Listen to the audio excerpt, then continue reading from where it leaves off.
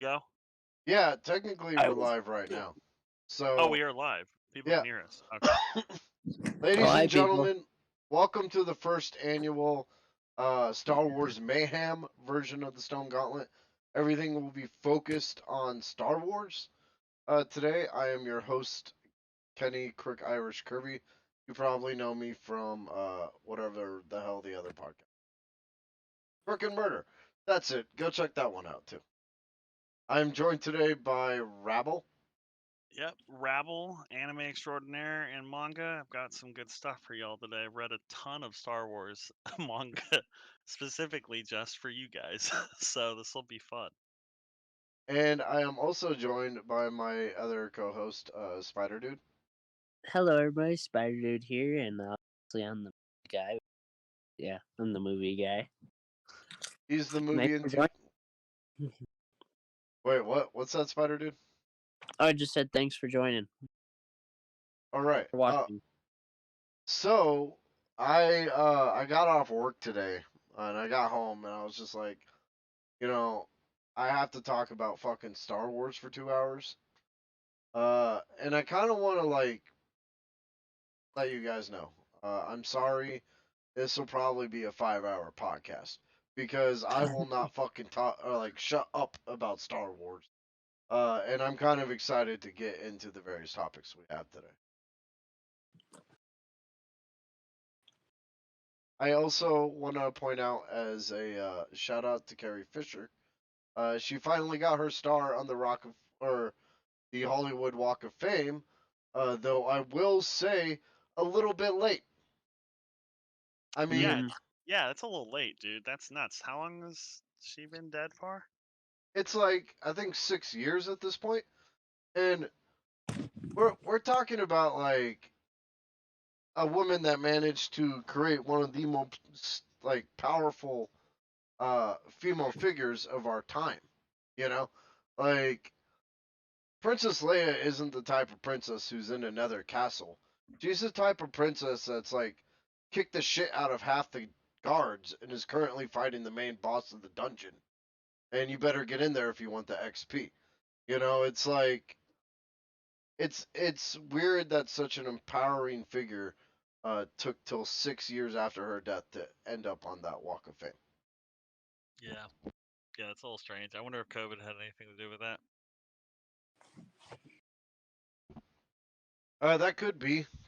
All right. Yeah. So let's just jump into the topics because we got quite a lot today. Mm. First up on the docket, we are going to be talking about May the 4th video games, and it is Jedi Survivor. Uh, this dropped last week. I think it was like last. It was the Friday before last Friday. So about a week has gone by since it's released. And I remember when it came out, I was looking at it and I was like, I'm not gonna play this game because I want to go and hold off till Tears of the Kingdom drops. The game that like gonna take over a good portion of my summer. So I wake up that morning and I play Bloodborne and I beat the DLC of Bloodborne, then I beat like the main boss. And I was all like, yeah, this feels good. And I pop in Dead Island 2, and I'm like, this just feels absolutely fucking wrong. You know? I felt like while playing Dead Island 2, I was just ticking off the boxes so I could hold a placeholder game until Tears of the Kingdom drops. So I said, fuck this game, and I threw in Star Wars Jedi Survivor. Uh, this is like if Uncharted, Ori, and like Metroid had a baby, you know? Or how else did I put it earlier? I'm interested. Why do you say Ori? You're talking about Ori Will the Wisp, right? Yeah, Wow. because here's the reason why I say that. Because it's made by Respawn. Respawn made Titanfall, it made Apex. It knows how to give you that fluidity of movement that is required in a good platformer. Okay. You know? Yes. And their take on this Jedi game is fucking legit. Because not only are you having to deal with like 5 different stances of the lightsaber, you can do like a blaster stance, you can do a single blade stance, you can do dual wield like a Sokatano, you can do a double bladed lightsaber, uh, and I think there's one more. I obviously don't use it. Oh, a great sword. You can make like Kylo Ren's lightsaber and use that, and it swings like a great sword because each stance plays different, and each stance has its own ability tree that you can unlock using perks to make it more powerful. And so that's why it's kind of like Ori, because you're like zipping around the environment, climbing shit all the time, using Titanfall's amazing uh, movement mechanics Yeah. to just string all this shit together. And then when you get into the lightsaber battles, it's about the most authentic out there. You dismember people, you destroy bots, you you can deflect lightsaber, or you can deflect blaster bolts back at stormtroopers. You can confuse droids and make them fight for you. You can use your force powers, like rip an enemy to you, and then use another force power to make him fire his gun at the enemies that are coming at you, making him a gun and a body shield at the same time. Yeah, I've seen a lot of memes about the gun stance, and I'm here for it. His name is Cal Kestis, right? Yeah, it's Cal Kestis. Cal Kestis with a mullet and a revolver and a lightsaber is what America's truly about. So Oh my god, I know. I saw the mullet with the handlebar mustache, and I'm like, they have just gone completely zany in this game. You yeah, know, I love it. I love it. if you complete the game, you get a perk that every single time you die, and it takes up no perk slots, but every single time you die, your customizations are randomized. So Oh, that's cool. you get a new lightsaber each time, you get a new BD looking droid each time, and you get a new outfit each time. That's pretty cool. Okay. That's really neat. Hey, I was gonna ask you, do you want to change? How easy is it for you to Oh, change the overlay?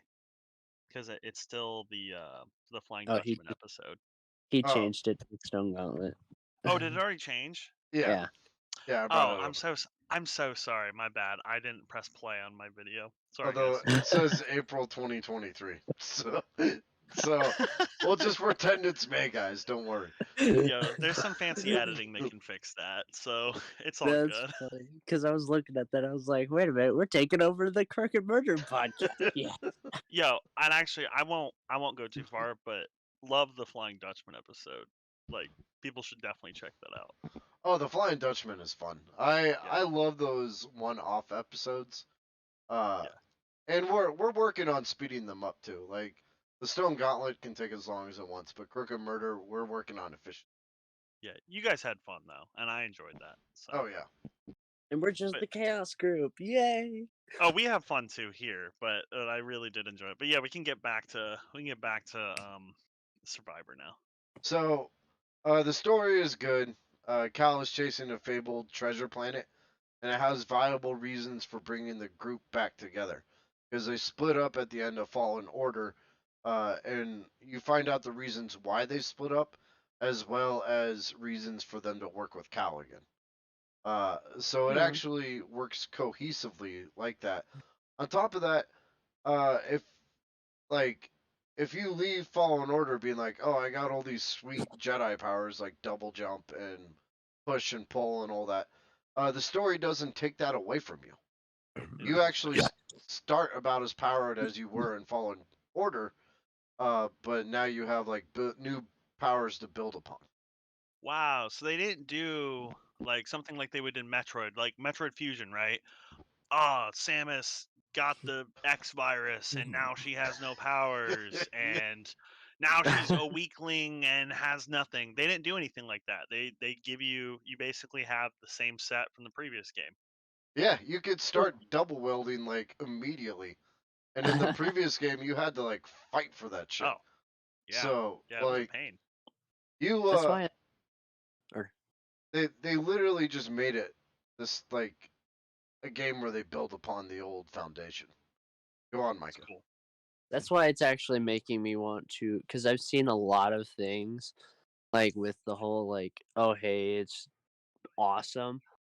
Like it's making me want to start playing Fallen Order, and I might actually buy Jedi Survivor once I get paid on I think Thursday. I think you're good. I mean, it's like the story's great. It does get Yeah. corny at times if you've seen like other action films and you know plot twists and how they work. You could be like, okay, I can see this coming a mile away. You know, like I accidentally found out who the last boss was today, but well, not accidentally. I actually clicked on it because I wanted to research him before I went into the fight, and I found out who it was, and before I clicked on who the reveal the fucking final boss was, I was like, I bet you it's this dude. And then I clicked the reveal, and it was that dude. And I'm like, I fucking knew it. Was it George Lucas himself? It's Kathleen Kennedy and George Lucas teamed up. No, they're just sitting on one of them sitting on the other's shoulders. General Kenobi. But about halfway through, Dave Filoni jumps in, and he's like, I got you, bro. To make the Mandalorian, you know? The exploration is vastly improved and now has mounts and fast travel, something that was really holding it back in the previous game. Uh, Hmm. Map progression is based off story and side quest progress. So just like Metroids, you get the power and you can unlock new areas in the map. Um, on top of all this, side quests feel vital to the experience. I never felt like I was chasing a throwaway side quest, and usually at the end of it, the upgrade you get is like a perk point or something that will help you combat the forces a little bit better, or even a lot better. Like I feel like each reward I get from the side quest is meaningful in the game. Now the question is, the whole main part of this thing. I'm just gonna ask you, even though I know the answer. Is there the poncho? Yes, in fact, there is a poncho. It's hidden behind one of the world's hardest bosses, and I gunned for it. Although when I was going for it, like building up my character, I stumbled upon the Jedi robes, and I wore those instead, and I'm still wearing them to this like day. Because I was like, oh, these are tight as fuck. So by the time I went and re-challenged the dude that was hiding the poncho, I was ready for him. I accepted my role as a Jedi Knight, and I was gonna beat his ass, and I Nice. did. So yeah, the game is pretty fucking dope. Um, Also, I did see something that I might kind of excited for, what's that? but I don't know if I want to spoil or not. Well, do you think other people wouldn't want it to be spoiled for them? Yeah, that's a That's a problem. good point. Then don't spoil it. Yeah, I'm I just sorry, saw bro. like a little clip, and I was like, Do it next episode. Play the game, and then next episode we can spoil it. We'll give people a month. Oh yeah, once it's a month out, you can definitely spoil. So leveling up each upgrade feels important, which is big on an RPG action front like this. And if you do New Game Plus, your attributes are actually reset, but you get to keep the perk points. So you Hmm. can rebuild your character however you want in the second run, "Oh, cool.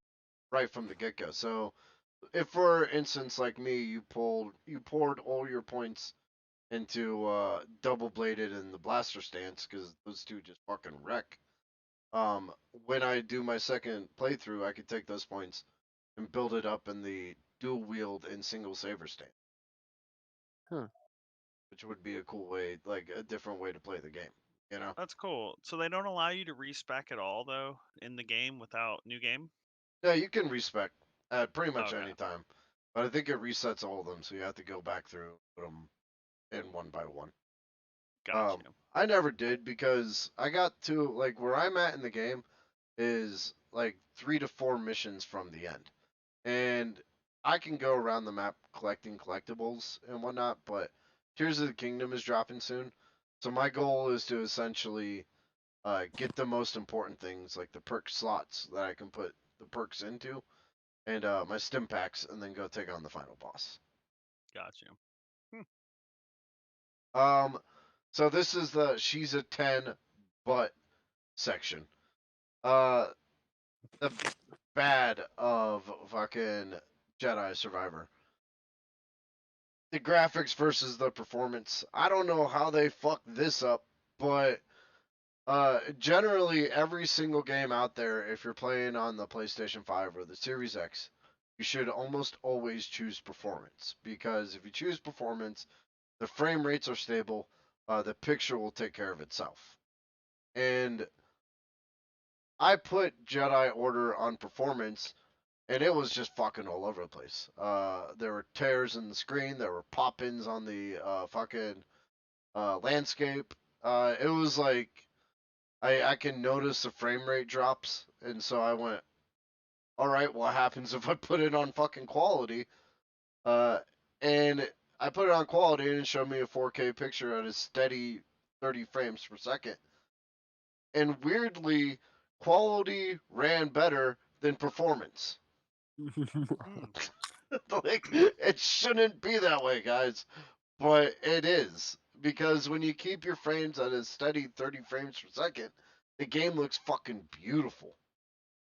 Uh, they did patch it, and they're adding in more patches to come to make Jedi Survivor a lot better. PC people are fucked as always, but they'll get the game eventually, or the patches for them. And Yeah. the PlayStation 5 and Xbox Series X gamers, go out and get it. They've released the first patch, and it improved the game significantly. Nice. And like I said, the other bad is the story can be predictable at times, but it has its own charm. Cal is a fantastic Jedi to follow. I kind of hope they make something for him, like, or at least have a cameo in like a future show or something. Truthfully, I just want a Cal skin in Fortnite with BD1 as back bling, That would also be cool. because I would have BD writing like half of my characters. Honestly, it'll probably come whenever they release the new movie. You guys have heard about that, right? Yeah, What? the Are Ray. either of you going to talk about that later, or Let me see. Hmm? Have you? Did you add the 3 new movies in? You did not. Okay. we'll just talk about it when we get there? Yeah. We'll talk about the Star Wars reveals. Yeah, So all I remember hearing is Ahsoka. Sorry, it's a little bit. Been. No, you're good. That's why we're a crew. the all right. So these are the other games that are in development. Some of them are titled, some of them are not. The first I'm going to show you is the Respawn games that are coming out. They made Jedi Fallen Order, Survivor, Apex, and Titanfall. These guys know what they're doing. And first up on the docket is the first-person shooter Star Wars.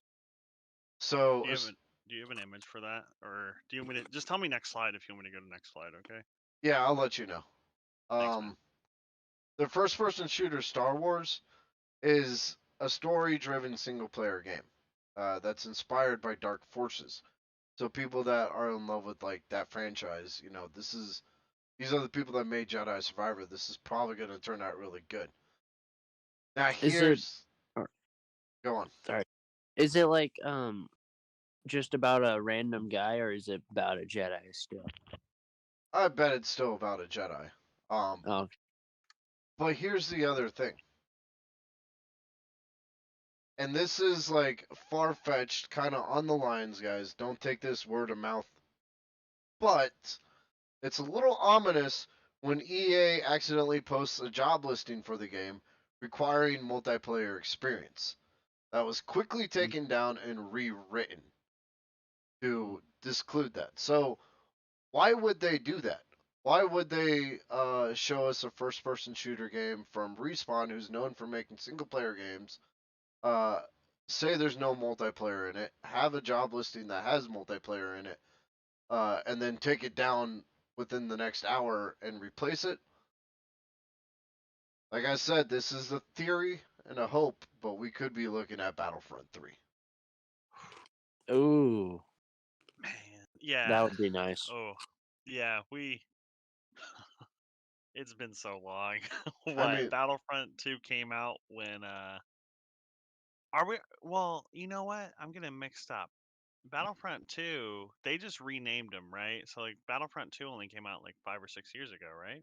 yeah, it came out in 2017, but it came out really bad because it tried to Yeah. gamble with the public. It's since been fixed, but it's been a while.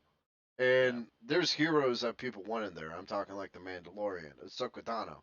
You know, Nice to have Cal Kestis too. Cal Kestis would be nice.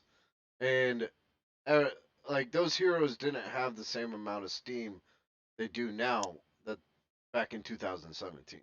You know, Yeah. so if we're looking at an under wraps like Battlefront 3 made by Respawn, uh, tell me how much you want me to pay. Because I will play the fuck out of that game, especially if they add in new heroes and keep the existing. I mean, it would be also cool if they did like how they did with I had known so forgot her name storyline, but with like a different character. Yeah, like yeah, even if it's just an Imperial spy again or something, I don't care. Like if Respawn's making the single player game, they know they can. They've shown they can do it with Titanfall to the Jedi games, and they can do it in the Star Wars universe respectfully. So if they throw that on to like a multiplayer game like Battlefront, where the other modes are just zipping around and ships made like by mechanics made by Respawn, or doing the conquest, like the old school one would be awesome, where you have to essentially ground battle your way to an air battle, then air battle your way to the ship, and then take the ship. You know, Yeah. Yeah. I'm talking Man. like matches that would last an hour or two. Yeah, I remember seeing stuff like that because you can't do that in Battlefront 2, right? Like you can't go from the ground to the space, right? It's just you're on You the ground, you fight on the ground. You do go from the ground to the ship, but you don't have that ship battle in between. Like you can take certain ships out and fire on people, but there's no like it'd be cool, right? If you have to win the points on the ground and then you go up into like midair where like you're fighting in X-wings just to get onto the ship. And That would be Ah, awesome. how you do in that battle determines how many bodies you have on the ship. Hmm. yeah. I remember back in the day when they were like first showing off Battlefront, like they were planning on doing it so that like the space battle was happening at the same time as the ground battle. Yeah. And that Yeah, it would was be almost. Oh, go ahead. if they could make that seamless with like Unreal Engine 5, that would be a hell of a game. Yeah, what's the game where they do that now though, and like it's all the sections? It's called like, man, I'll have to look it up and I'll come back to it. Go ahead. So Respawn is also making a strategy game, a real-time strategy Star Wars game. Think something probably along the lines of Halo Wars. Yeah, Uh, that'd be which would still be pretty dope. I mean, they've proven themselves to be a good company. You don't stand up against the likes of like Fortnite and still be alive 6 years later if you want. You know. Yeah. Yeah, Okay. that'd be interesting. So we're gonna talk about the next one. This is Star Wars Eclipse, made by Quantic Dreams. If you don't know them, you probably heard of their games, Heavy Rain and Detroit Become Human. So nope. they're say, they're saying this is going to be a branching narrative experience that takes place during the High Republic era of Star Wars. Uh, though it will still handle like a traditional action RPG. So I'll Hmm. be curious to see how they pull that off. Yeah, that's gonna be interesting because it's like it's not. I mean, as much as I like Heavy Rain and Detroit Become Human, there's also I'm not the biggest fan of them. Like even the like it's kind of like the Telltale series. Like they're fun, they're really good stories, but they they could have been done in like a TV format, right? So Yeah, you don't have like sweet action sequences. You know, yeah, it's like watching a TV show that you control. yeah. So that'll be interesting. All right. So Knights of the Old Republic. Oh, that's the next one. The remake for Knights of the Old Republic is currently in limbo. The game development switched from Aspire to Saber Interactive. That's because they showed a demo of the game they built, and the executives are like, "The fuck is this?" And they fired the art director and design director. So it could be a while before we get Knights of the Old Republic remake. I wouldn't, I wouldn't, expect it anytime soon. Bro, that's insane. Like imagine you're at work and you're super hyped to show off something and then they're actually just like, "You know what? You're fired." Like this is so shit, you're gone. That's pretty crazy.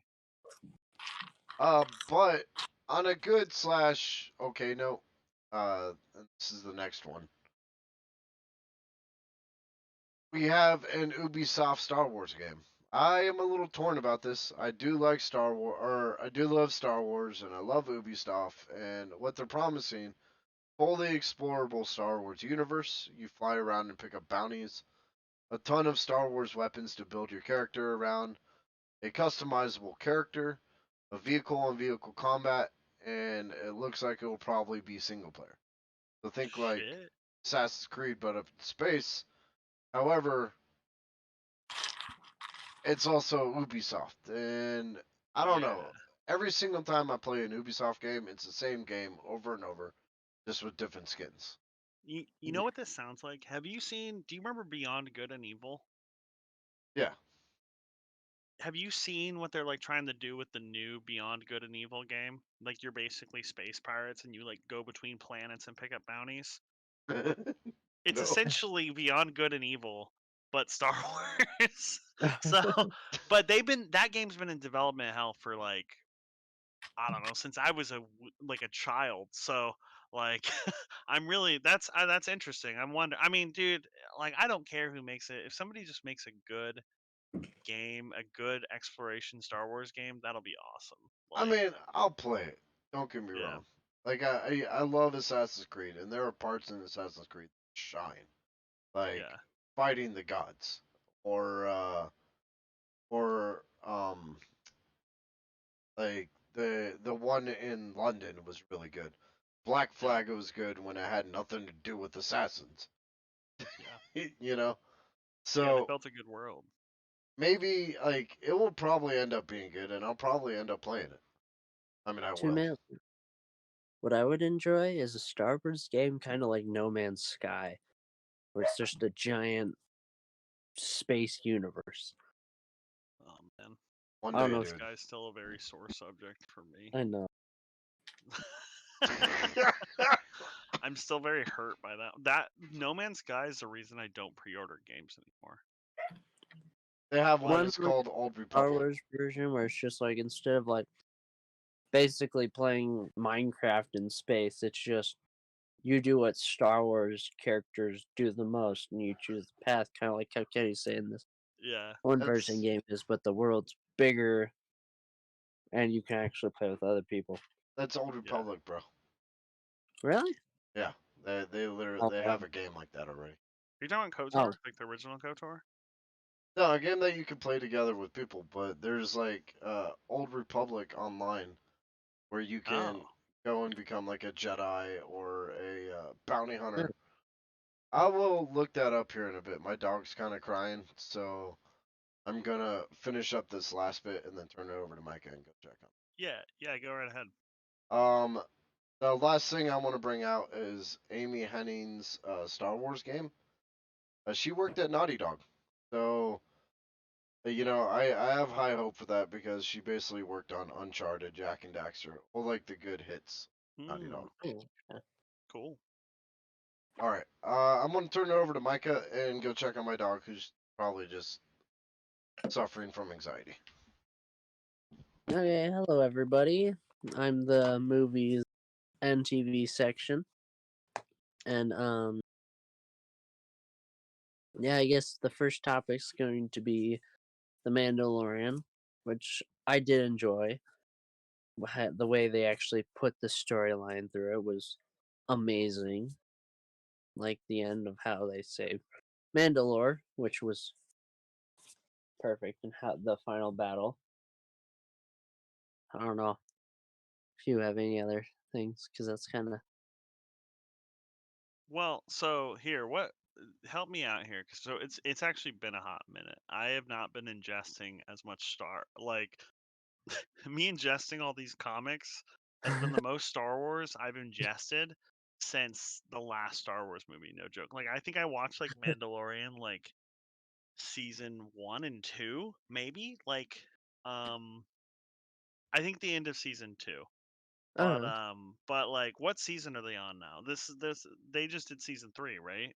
yeah. This is season 3, but it's kind of a weird storyline because yes, there's season 1, season 2, those connect to each other, but Yes. season 3 doesn't connect to Really? season 2. Okay.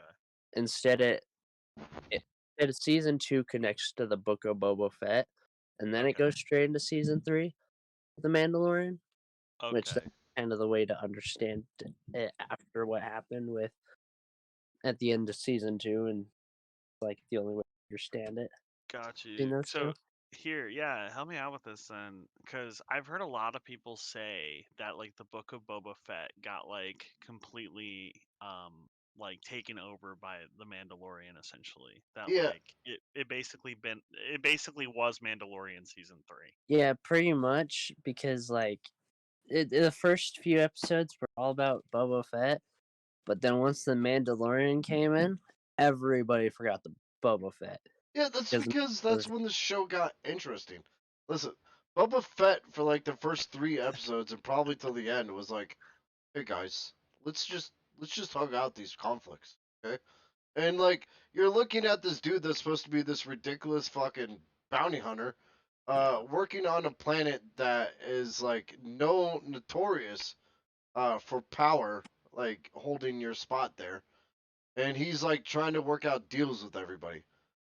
And it goes about as well as you'd expect. And you're like, this guy's kind of a fucking bitch. well, I mean, if you think about it, the only reason he had tried to do that is so he didn't have to pretty much go to war, which is kind of what it like showed because it was kind of like a politic thing because he took over Jabba's place and he is like, oh shoot, I have to actually do something about this instead of being like, haha, you're dead. Haha, Go you're to dead. war. You're a Mandalorian. War is your religion. Why are you sitting here trying to fucking make pacts with the local government, beat their fucking ass, and be like, Tatooine is mine now? Also, here's all my Mandalorian buddies. They're living here too. No. Okay. Yeah. No, I mean that's honestly that's kind of funny to hear that. That makes more sense now of why. And I mean it's probably just because people wanted to see more Pedro. So um I mean, but yeah, honestly, as soon as like the Mandalorian popped up and he reunited with Grogu, spoiler alert. But it, it was like that moment that like, oh god, finally the show's good. you know, you're like, that's so sad to hear about such a like legend. Like it sucks they did that to Boba. Well, I mean, the ending episode, I'd say, did pretty well in redeeming oh because, I yeah, mean, he pretty much came in on a Rancor and just said, screw all of you, you're dead. yeah, but So he does. you should have done that from the beginning. Yeah. Like you would have lost. So it's like, what's the point of doing it at the very end unless you're trying to do it at like that last minute on the clock and be like, look how suave I am. You know, if you're gonna do it anyways, do it at the beginning and save the lives of your crew. Yeah. Yeah. I also heard that the buff chick got cut from it because she got a little bit too political in her outreach. She wasn't in it, right? Yeah, she Yeah. wasn't in that Yeah. season. So I wonder if that had a lot to do with their writing. So I mean, potentially, but it was still like it wasn't cool until the Mandalorian showed up, showed up. and then it was even cooler when Cad Bane showed up. You know, Yeah. although I don't think they should have killed Cad Bane that quick. I think it would have been nice to see him like escape and be like, "I'll get you next time, Mandalorian." You know. Uh, is there anything else? Is there anything else on the Mandalorian you want to talk about? Oh yeah, well, there is one. It's to admit this is kind of another spoiler, but Mandalorian versus the dragon like bird thing after stealing the child. I love that scene because like it shows what the Mandalorian can do. Like I wish I could explain it, but like it's like the whole jetpack scene. Do you remember that, Kenny? Yeah, where they were getting the kid back, and Yeah, and then like the Mandalorian did this whole like thing where he like grabbed onto the wings, swung around, and shot the dragon, snagged the kid, and like landed on the rock. I was like, oh yeah, that was pretty tight. In fact, there were a lot of really cool parts with that season. Um, there's one glaring misstep. Like, look, I don't care that Bo-Katan got the dark saber. I don't care that she became like the leader of the Mandalorians and the title of the Mandalorian. Because anybody that like is complaining that it's woke or some bullshit like that clearly don't know who the fuck Bo-Katan is because she used to rule Mandalore. yeah, she's in the next slide. I was gonna talk about her next. She was the best like fucking she was the best like Mandalorian. She was one of the best Mandalorians, so she's gonna beat ass Yeah, and she's gonna get the dark saber. I'm okay with that. The problem I have is that one freaking episode that they just threw away, and that was the episode when they went to go that happy planet with everybody and Jack Black and Lizzo and Christopher uh, Lloyd. I felt like fucking 20 minutes could have just got thrown out the window and we could have just got the last 10 minutes with Bo-Katan fighting the wolf. You know? It's like you sat there and I watched this episode and I'm like, "Oh, okay, they're, the droids are rebelling. Could it be because, they're enslaved by the humans of the planet? This could be interesting. You can dive dope or you can deep dive into like are droids humans in the Star Wars universe? Because and that's a fucking question. then it was all because of the old guy. Yeah, it's all because some guy programmed them to, which is fucking bullshit. Because that means you call into question R2D2, you call into question BD1, you call into question BB8, all droids who experience and show human emotion. To me, I think the only reason they did that episode was just to drive the Mandalorian insane. Entire time he was like, "Ugh, droids, Yeah, ugh, droids." it literally felt like Jack Black, Lizzo, and Christopher Lloyd asked to be on The Mandalorian, so they wrote him an episode, which is like fine and all, but like Yeah. don't establish lore fact in the middle of the fucking episode. Just have a throwaway one. God. Although you gotta admit it, the Mandalorian kicking the legs of the super battle droids was funny. The I'm guys I'm were like, glad you. "Oh, all Oh, right go now." ahead. Oh, you can go. I'm glad you've mentioned something like that because it's funny. I mean, like, I I hate when shows will seem to just like do something to make a headline. And that's probably what they did. Is they made that episode to say Lizzo's in this. Hey normal people, come watch our show, right? Hey, break free from Sex in the City or whatever you're watching tonight and come watch The Mandalorian. And I mean, I don't know, dude. I think sometimes that can backfire because the reality is you're probably not going to pull the demographic you're looking for. And then you're also just going to make your true fans go, did you guys really just create a whole episode just for Jack Black, Lizzo, and somebody else to to just star in the show? And Well, so I mean, it ends up basically being a huge loss, and they probably spent a shit ton of money for them to be in it. So the another thing is that episode was also released around the Mario movies coming out. So Jack Black and the episode of Mandalorian wasn't even paid attention to yeah, because the Jack Black's Bowser. Yeah, it's He- That was, it was pretty much overlooked anyways. the whole episode was overlooked. Everything was overlooked until Bo-Katan fought the guy. I was like, what did I just waste 20 minutes of my life watching? You know, yeah. like I could watch the Clone Wars and I'd get far better fucking results from 20 minutes of time. Yeah. Okay, sorry, that's my Mandalorian rant. I like how they ended it. In fact, if Grogu and the Mandalorian just disappeared into the universes, I'd be happy with where they're at now. Yeah.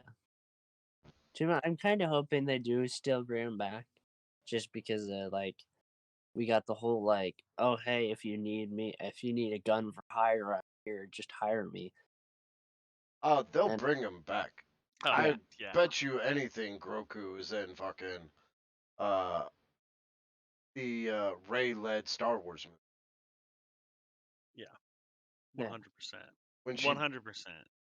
because I thought about it and I'm like, he's sitting at 50 years old, right? Like another 50 years, he'll be, I think, at Yoda's like age when he became a full-fledged Jedi Knight. So if we follow along that timeline, it'll be roughly right about the time that the new Star Wars movies comes out, which Rey rebuilding the Jedi Order 10 years after like Palpatine, and that Mhm. puts Roku right about the prime age to have learned how to be a successful bounty hunter and a Jedi. Yeah. Huh. That's astute observation there. I'm I glad I read got you guys here. I read a lot on this shit, and I bet you anything because here we're spoiler alert real quick, but they break the dark saber in the Mandalorian season 3. He just snaps it in half, right? But Yeah. Ahsoka's trailer showed the droid that has been around for like hundreds and hundreds of years, serving the Jedi children, teaching them how to build lightsabers, showed him still alive after the fall of the Jedi Temple, which means that droid is out there, which means Ahsoka will probably have a little ending cutscene or maybe even an entire episode devoted to getting the Darksaber into his hands and having it fixed. Now, That would. now go on. Oh, I was just saying that would be cool. Now, where does that leave us? Well, Roku at the end of season 3 became a full-fledged Mandalorian at the insistence of Pedro's character Jin by claiming ownership of him and adopting him and giving him the rights to become one. So, what that means is the Darksaber was only ever effectively wielded once in the history of it, and that was by the Jedi slash Mandalorian originally. Now, what we have is Grogu building up to be a Mandalorian slash Jedi. I bet you anything, by the time that Rey's movies come around, he's going to be wielding the Darksaber. That would be still cool. Man, You- they're gonna, you know, I was gonna say they're gonna have to do a lot of work to make that look cool, but Yoda was pretty cool, so Yeah. I'm sure Grogu will be too. I've seen a lot of fan art, and like people are putting like samurai hats on him and shit, and I'm like, yeah, that'd be fucking sick. There's one fan art I actually saw that I actually love the most, and it's like an older Grogu holding the Mandalorian's helmet, slightly crying, but he had like the dart saber on his side and like like a blaster. It's actually like really cool. I should try to find that. Huh. That'd But be pretty neat. Yeah, I'm sure they'll get really like creative with it. I mean, cause I know none of their names. one of the rebel characters, he has a blaster saber. So Isn't that Ezra Bridges? Ezra, yeah, Ezra has a blaster saber. So Okay, yep. now that I've nerded out on Star Wars, let's continue. Oh, there's Bo-Katan. Yeah. Hey, There's Bo-Katan. yeah. This is like the second main part of the season 3, which was awesome. Bo-Katan seeing the I'm gonna let Kenny do it because I forgot. Wait, what? The Bo-Katan is the only one who saw the mythos, right? Yeah. Yeah. She's because Din was like unconscious. The Bo-Katan seeing the mythosaur was important because when Din went up and got her, uh, she had all but given up on the fight to reclaim Mandalore, and so when Din like stayed steadfast in his journey, she was shown someone that could do it. And then when he almost died doing it, and she had to go in and rescue him, and while rescuing him, seeing the mythosaur reminded her that she has something to fight for. And then when she got back to the tribe, and they're like, "You haven't removed your helmet. Uh, you're still a Mandalorian in our book." Gave her a reason to continue being a fucking Mandalorian. Mm-hmm.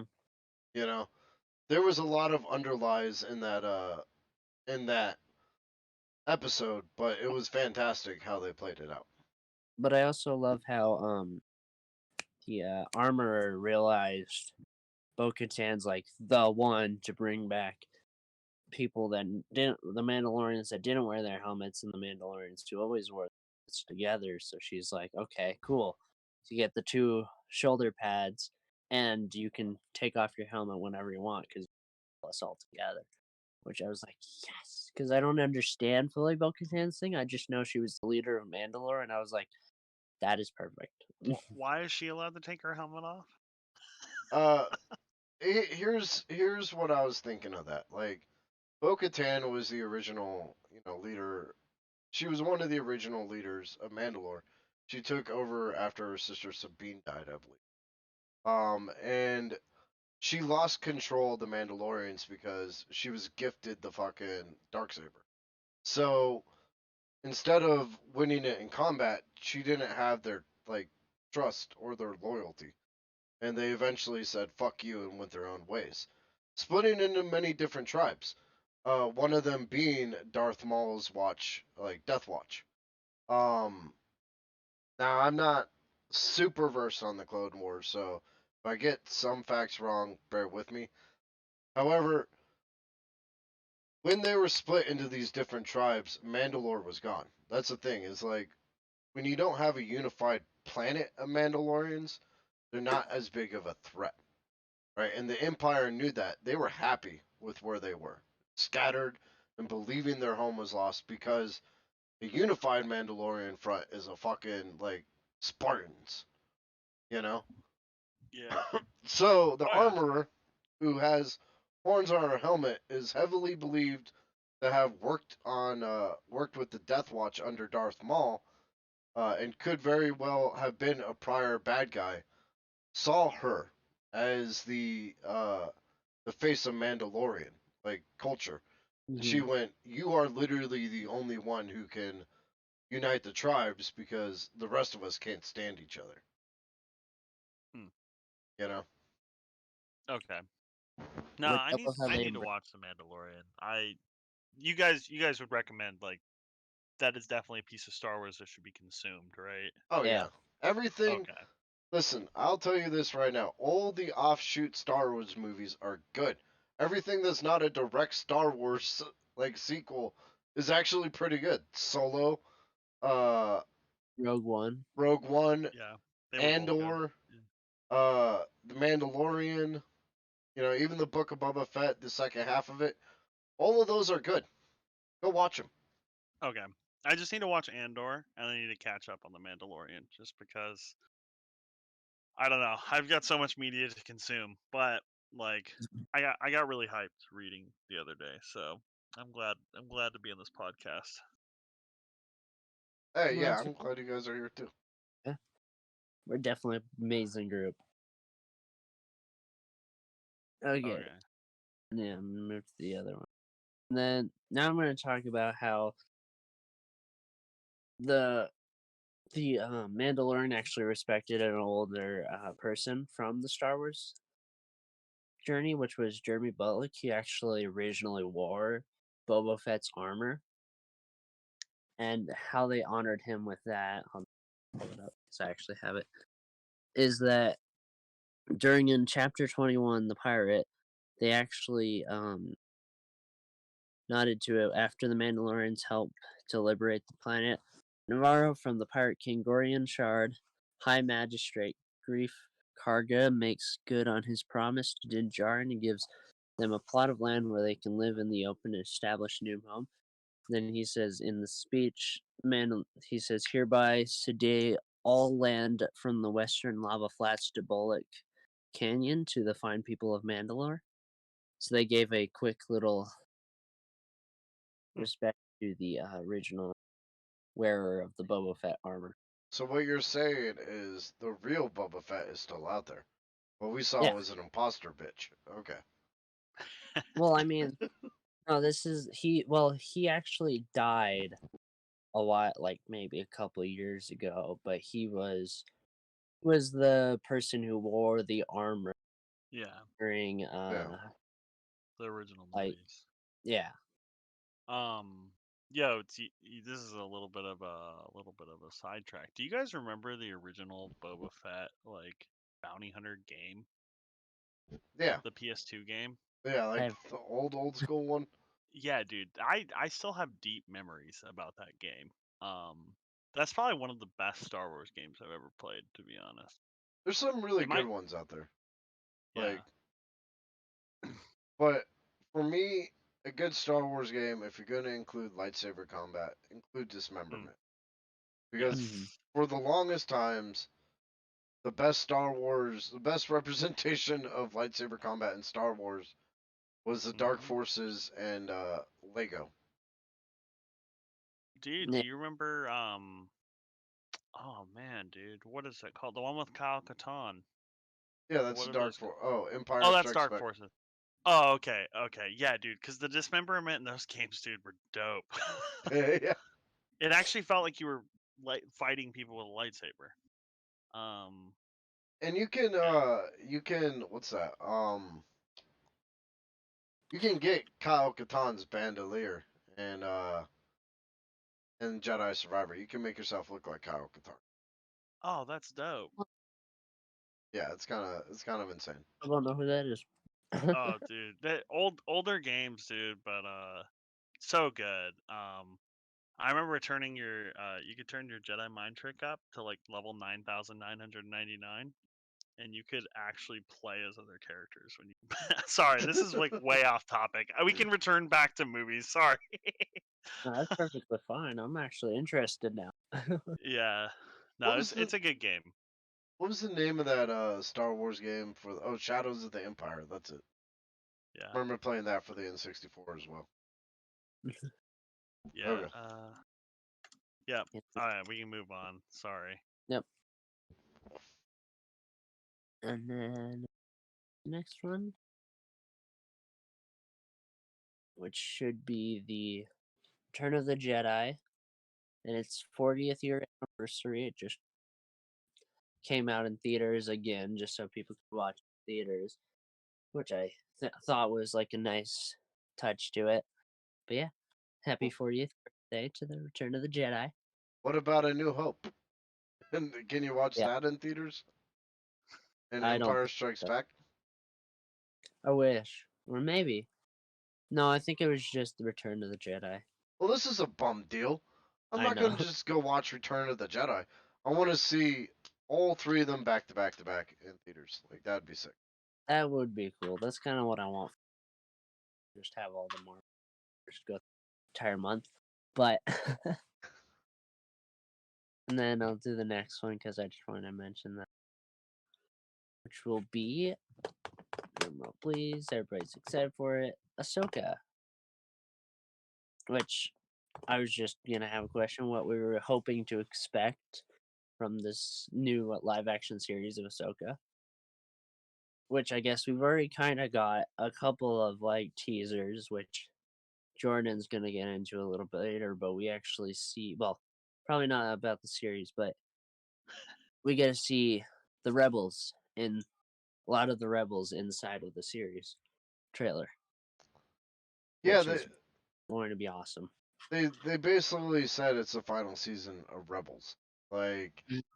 they were talking about that with Dave Filoni, and they were like, "Hey, is this just the last season of Rebels?" And he's like, "Yeah, I guess you could look at it like that, you know." Well, I But mean, they're bringing a lot of the characters back. Like in the Ahsoka trailer, that showed a lot.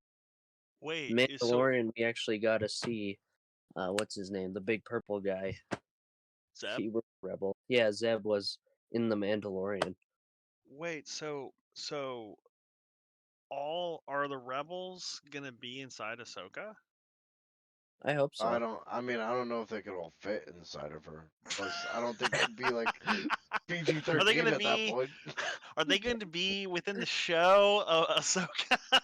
Well, a lot of them will be. There's one character I know won't be because I know it happened. I've seen this scene in Star Wars Rebels. I'm like, no. But Oh a no. lot of them will be. Like Ezra, I forgot the green hero's name. That's Hoping cool. Well, that Zeb makes me will both be. disappointed and excited, but I'll talk about my disappointment later. Yeah. All I gotta say about the Ahsoka show. Does it have Ahsoka? If that's a yes. Does she wield two lightsabers? That's a yes. Okay, I'm watching it. Does I've it heard come it's with a only one. Fortnite skin? I'm sorry, it's only one lightsaber this time. I love how Kenny is like over here now. If only it's a Fortnite skin. Yeah, give me It will be. Ahsoka as a Fortnite skin, and I'd be cool with that too.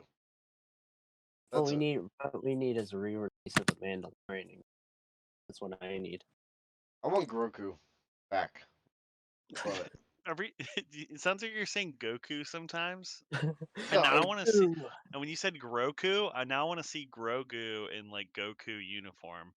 That would be cool. oh my god, or like no, not a fusion. That would be really. But like, yeah, a a Goku uniform on Grogu. Hell yeah. Then going like Super Saiyan, like the three hairs. Yeah, it's Yeah, on top of his head. I'm looking it up and it doesn't exist. That's really unfortunate.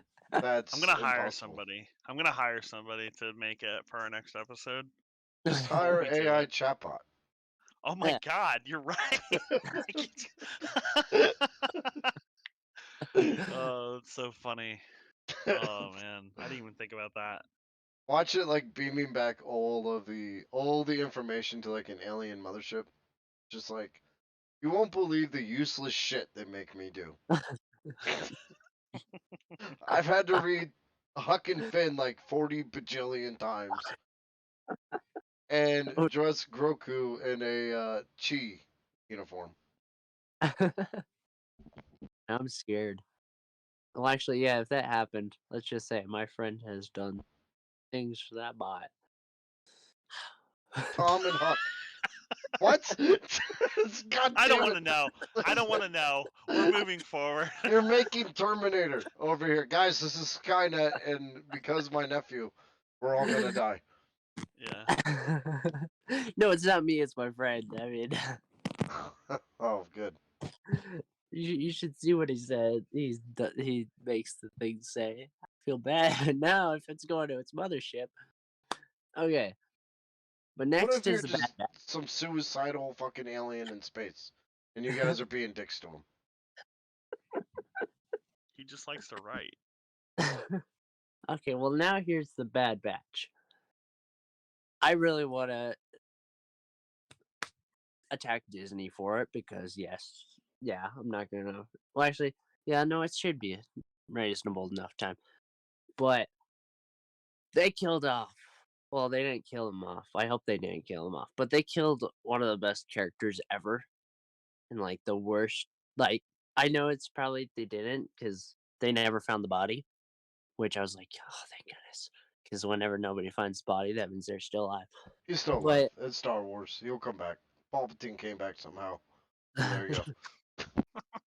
but like Disney made me angry and sad the way they ended the recent season of the Bad Batch, just because oh my gosh, it's a cliffhanger, and I absolutely hate cliffhangers. And they killed off one of the best characters, and I was like, oh, I So call it have, temporarily misplaced him. But yeah, go really have misplaced. have you either of you played Republic Commandos? on. Look, I know the box art of Republic Commandos, but no, I've never played it. I've What? actually bought Oh, the game on my Switch just to play it. oh man, y'all gotta play Republic Commandos. That's another Star Wars childhood game that I cherish very deeply. I was gonna ask you if the Bad Batch makes you feel the same way that Republic Commandos does, because if it does, then I need to go watch this. But I it's good. like, but I'll let you know. But I just like the Bad Batch because they're basically Bad Batch basically happens after Order 66, and at Yeah, first they're confused because their chips don't work because they're yeah. disinfectant clones. So they're like, oh shoot.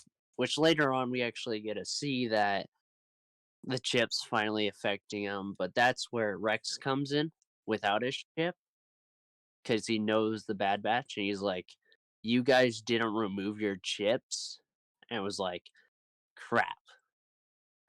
Mm, And that's when each one starts going berserk, and Rex actually ends up having to try to remove their chips with them doing that. Which Wrecker, the bigger one in the front, actually was first to go, and it was just like, "Oh hey, cool." Our muscle is now destroying us. That's fun. Hey, so so go on. cool. No, go ahead, Kirby. Go ahead. So, quick question: is Bad Batch the one where it shows how Palpatine ended the clones? um, what do you mean by that? Because I remember reading about an episode in one of the cartoon series. I'm still on the Clone Wars, but I remember reading an episode about like the Bad Batch. I think it was where Palpatine, like they had documents to discredit Palpatine and show that he was behind like the separatist like invasion. And in that same Oh, episode, he turned the entire Senate on the clones and blew up the yeah, Camino facility. that is actually where it happens. Like they have a giant meeting behind people, and that's where he does it. Like I love that because it shows just how manipulative Palpatine is. Well, like Naughty boy. also through that episode, you actually it doesn't entirely focus around the Bad Batch. It actually focuses how the clones are kind of reacting to how the Empire is switching them out with normal people, and it shows their reactions to that during that episode, which I actually find really interesting. Because, like, Okay. with the Bad Batchers, what they're doing after all this happens, they're actually, the newer season, they're just trying to find a life because they have, um, oh shoot, this is a bad name to forget. But they have the little girl clone, and they're like, oh crud, we have to take care of her, build a better life for her, but then life keeps getting in the way, and they're like, come on. We'll just call her X-23. Go on. Yeah. And like in the first season, they actually started working for somebody to get like money and stuff just to survive, and eventually they actually leave that person, and it ends up it ends up being bad for them, but then it's just like, oh shoot, we still want to try to figure out life. But at this point, X-23, as we're calling it right now, is actually learning how to become like a clone, like being able to fight, survive, while also being a child, You which I know, find, I like the fact that they fired their music. They're like, no way are you leaving the Bad Batch boys anymore. yeah, It's, I'm sorry, it really does kind of look like like the Backstreet Boys. But anyway, go on. But yeah, in my opinion, the Bad Batch have come a long way, and I'm actually excited for the next season because of the cliffhanger, which I'm not going to go into full detail about the cliffhanger, but let's just say it leaves the Bad Batch into a very huge predicament. Hmm. All And then right. it Yeah, also that's brings in cool. this guy that's like, who actually wants to destroy the clones, but by using the clones' DNA pretty much. That's interesting. Yeah, see, that's kind of what Republic Commandos is too. Is essentially 4 or 5 commandos who aren't shipped, and they send them out on special missions. And one of the missions near the end of the game is Order 66 being called, and you actually like going and protecting Jedi. Oh, Oh, oh, Yeah. good.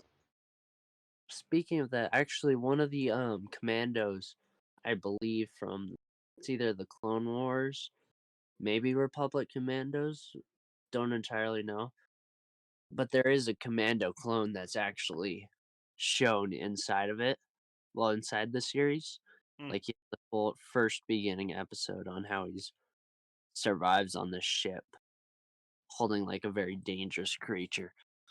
But then it goes up back to the Bad Batch, and they actually figure out who he was. I forgot who, but he was It a it well-known definitely could be a commando. callback. Yeah, it probably is a callback because everyone, you know, I mean, okay, not everyone obviously, but I dream of it. I dream of them doing another Commandos game just because it was so good. But well, cool.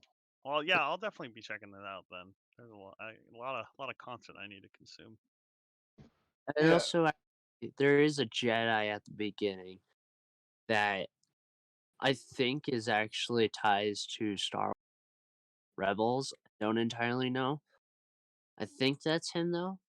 But there is a Jedi that's able to actually, well, a Jedi Padawan that's able to escape, and the Bad Batch, well, Hunter and all of them are trying to be like, hey, we're trying to help you out because we're just as confused as you are. But he's like, stay away from me, and then jumps over a canyon, and the Bad Batch are like, oh shoot. Well, that's nice. Oh yeah, it could be Padawan, Kanan or whatever is the master in Rebels. So Yeah, You know, reacted to the clone. You could see like a Padawan surviving the clones and reacting to, oh shoot, everything's going bad. Let's get yeah, out of here. what were you gonna say, Curb? I was reading an article that shows how every time they show like a Jedi and Bad Batch or Cal Kestis and Jedi Survivor or like just anywhere, they're still like all over the place. And Order 66 made it seem like fucking Palpatine wiped out all the Jedi, but in reality he killed like 10 of them and then killed a bunch of younglings. Yeah. Like it shows how utterly he failed because there's Jedi fucking everywhere in like everything. and, and they keep meeting up and fighting to take him down. Yeah. Well, Yeah, they didn't do a very good job. I mean, another one of the episodes, it actually has the Wookiee Jedi too, where they actually have to transport him like to his home world, which is actually really unique and awesome, in my opinion. Hmm. I'm gonna watch it. Definitely suggest it because it's a fun series. Man, then That's what I he just looked like. uh yeah, that's the Bad Batch right there. More of them, but then then I have a special type thing. This movie, which is Guardians of the Galaxy, which has definitely been a big hit and probably one of Marvel's best movies in this phase, aside from No Way Home. And yeah, Go You just want see know, it. I do want to point out Jonathan Majors probably listens to the podcast to because I told him to come out of the gate swinging as Kang, and Majors, you swung too much, buddy. You gotta dial it back. I mean, I wouldn't be so surprised. Is that a is that about his acting or about his real life? I mean, he's in jail right now, or he's Oh. like in court for domestic abuse, and it's like, Okay.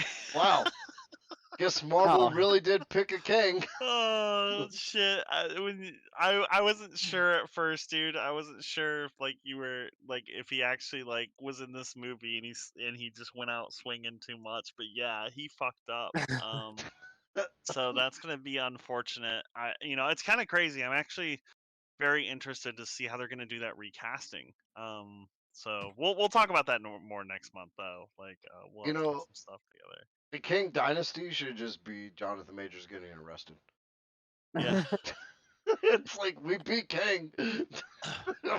I mean, Boom. if Ezra Miller, Flash can get away with all the stuff he's getting away with, Yeah, I'm what sure. the fuck? They should all be thrown in jail.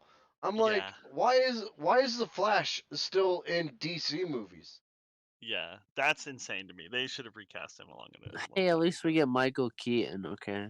That's like the only thing good about new Flash movie, in my opinion, is Michael Keaton being like, "You want to get crazy? We're gonna get crazy." Yeah, Now, I will say, I thoroughly enjoyed Guardians. I feel like, and I stole this from a reviewer, so don't take it as word from me, but it was more James Gunn than it was Marvel, and I'm okay with that because I love fucking Peacemaker, and James Gunn pushed the bounds of PG-13 in this film, and he pushed the bounds of Marvel, and I fucking love him for that. Like I love this film. It was a bittersweet ending, and it felt like the journey I went through the Guardians with, though there were ups and downs on it, was a-okay in the end. You know? I do agree. And although the funny thing is, I actually saw something. Well, I read something where James Gunn is actually gonna try to pull some of the Guardians of the Galaxy actors to play in the new Superman movie he's making. Yeah, I bet they're like half of them are gonna jump ship to Marvel because they all love James Gunn. Like the minute Disney was like, "Oh, we should fire James Gunn because of something he said way back in fucking dinosaur times," uh, and the cast was like, "Well, then great. I guess you just lost your Guardians." You know, they're loyal to him. They're not loyal to Marvel. And Yeah, Chris Pratt has even said, I guess I can come back as Star Lord, but it's gonna feel weird without James Gunn. yeah, yeah. because he literally created best trilogy. Well, one of the best trilogies in Marvel, which Yeah, was awesome. and everybody they added to the cast from Mantis to Adam Warlock just helped make the movie better. You know? I really want to talk about the otter though. That it looks very cute. Was that actually any good? That whole portion? Oh, you haven't. Yeah, right. You haven't seen it. Yeah, I Okay. mean, We'll carry define on then. define good, okay? Because Oh no! Oh no! I don't want Yeah, to hear anything if more. you Let's want to go on to be the next. traumatized, then sure. No. I've seen things doing theater checks at the movie theaters. Oh no. Okay. Well, that answers my question. I'm gonna be heartbroken. Yeah.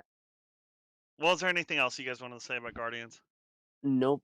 But also, I hate to do this, but I have to go eat real quick. So hopefully, I'll be back by the Star Wars Rebels because that's the one I kind of know more about. No. Now I'm doing it first. Oh no.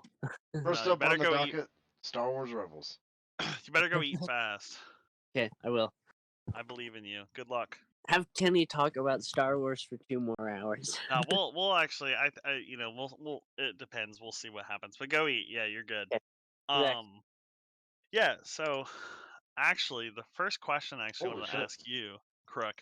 We're not going to talk about all this, but my first slide was essentially that, like, dude, there is a fucking ton of Star Wars comics, like a ton. Like Dark Horse has produced so many Star Wars comics, like it's insane. I like thought I'm like, well, I could read this, and then I just decided, you know what, I'm not gonna read any of these because if I try to go down this like rabbit hole, everyone said that the Crimson Empire is like one of the best though, and I did read a little bit of it. I thought it was pretty good. But like I kind of felt bad trying to give something a review if I wasn't gonna read the whole thing. So, but dude, it's insane. Have you read any Star Wars comics? Yes. I love Star Wars growing up. In fact, I was and I still love it today. Expanded lore aficionado. So I read some of the comics. I read Star Wars, the Legends, I believe, the ones that are like out of Yeah. canon, and Yep. those are fantastic. The I read a lot of the books. Like I knew a good portion of the extended Star Wars lore before Disney decided to throw it uh down the drain. Yeah, dude, it's actually great. We can talk about that too. Is so like that's something I was actually going to mention is how the they actually so what it was 2013 or 2014 when Disney acquired Star Wars, and essentially everything, so everything that was published before and like printed before, you'll see that it doesn't have a legends border. It's on the left side, no legends border.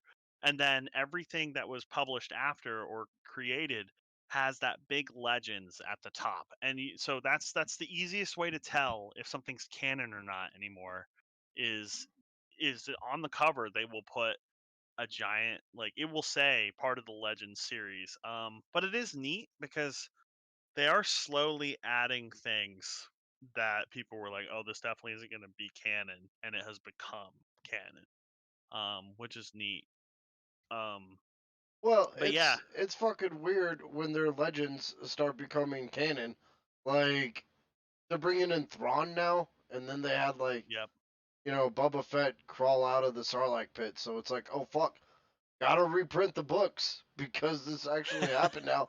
Because we're running out of Star Wars ideas, and the fucking expanded universe that we jettisoned down the toilet. Maybe we should pull from that. Yeah, it is interesting that they did that. I'm sure there's a lot of collectors out there though that are like, I own the original publication, the Legends publication, and then also the the publication where they took the Legends banner off. Yeah, um somebody will 'ca- be like, "Yeah, well, I own the like before even Legends publication of it." You know? yeah. Yeah, man. 'Cause it is pretty wild. I get why they did it, but at the same time, it's a little nuts. How they went down that rabbit hole. But I mean, it makes sense. Like, dude, have you played like the second or third Star Wars Force Unleashed? Oh yeah. That's the one with Star Destroyer, right? Yep. I loved them. I love Yeah, the Force Unleashed. but they get so wacky with like some of the deaths and the fights in the second and third game. It's second game, right? There's only two. Yes, and Star Wars was never really like it's not the Godfather. It's to an extent it's supposed to be wacky. Yeah. And even Yeah. like have you ever played I was going to ask this earlier, but this is actually a much better place for it. Have you ever played Super Star Wars? No, what is that? Super Star Wars is about a young farm boy on Tatooine who is so annoying that he's managed to strike the ire of everybody in the galaxy. Because the minute you walk out of your game or out of your house on that Super Nintendo game, you get beset by everything on Tatooine. Hawks come flying at you out of nowhere. Womp rats come jumping out. Stormtroopers are there. Clearly, Luke really pissed someone off the night before. And when you get to the end of it, this is like a Japanese, like straight up, made in Japan game. So they didn't quite know where Star Wars was gonna go.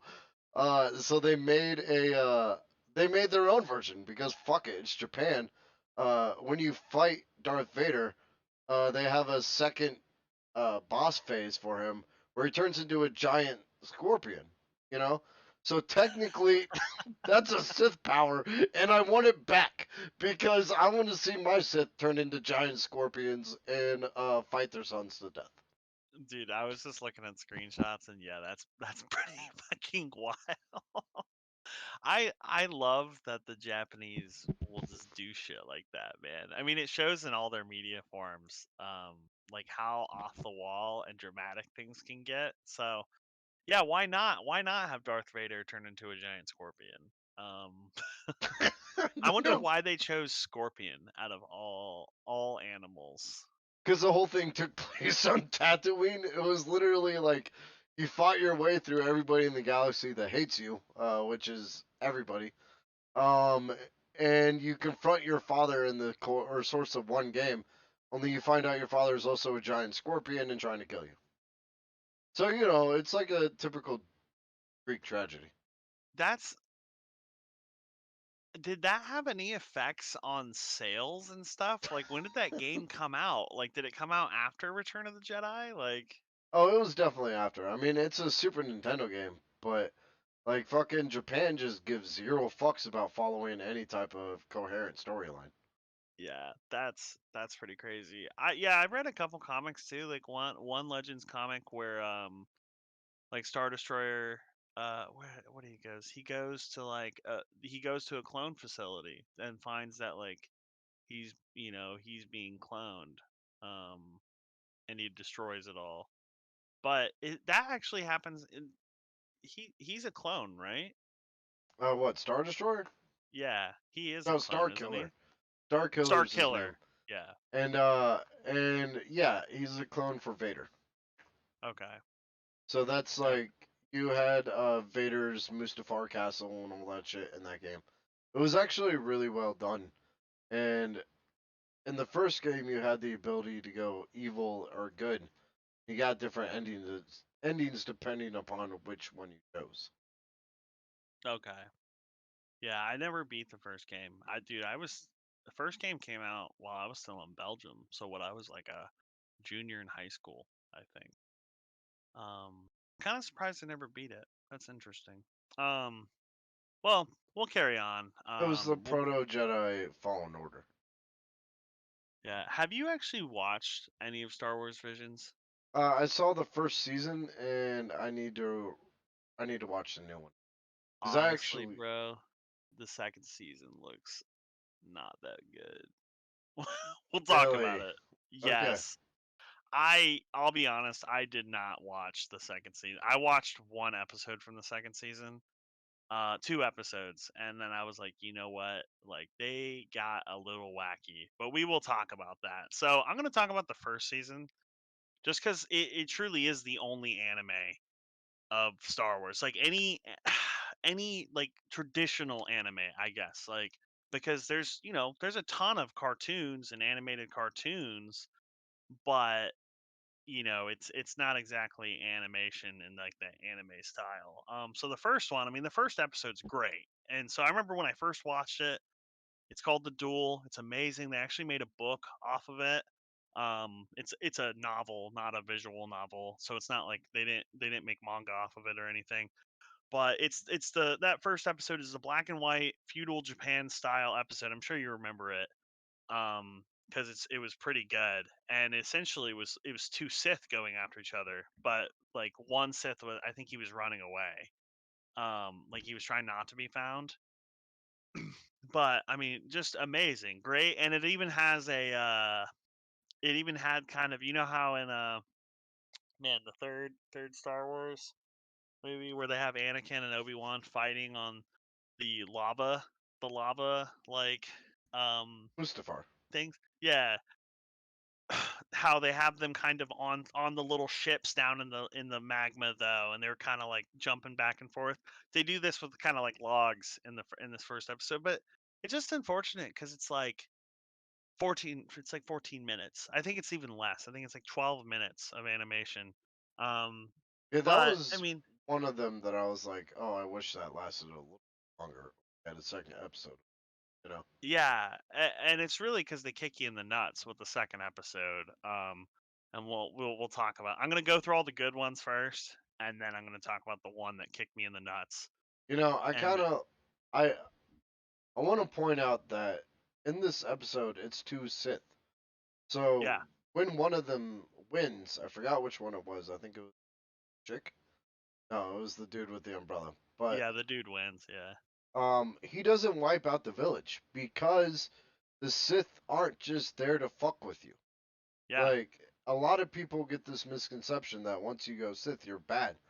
No, in the expanded universe, which we're going to harken back to that because Disney's just ripping it off now.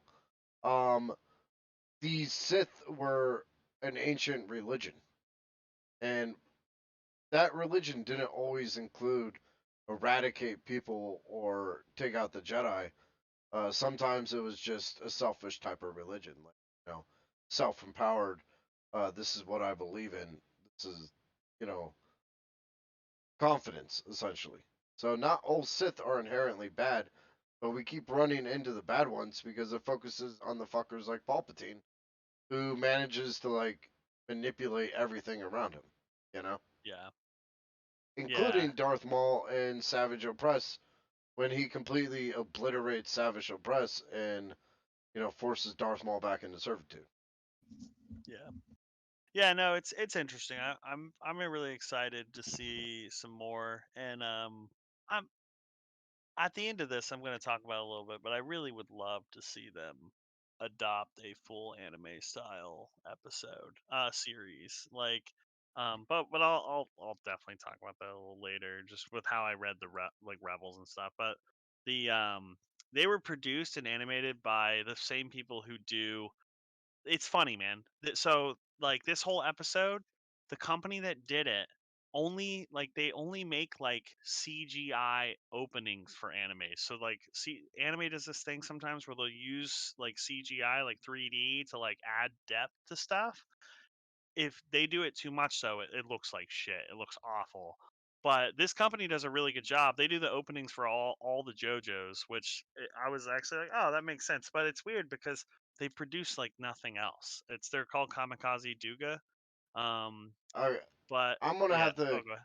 contact them and tell them to make sure they get their anime opening correct because I remember watching Naruto the other day, right? And I expect like the first 5 to 10 minutes to be a rehash of what happened in the previous episode because they just go back a little bit and play that as part of their 15-minute episode.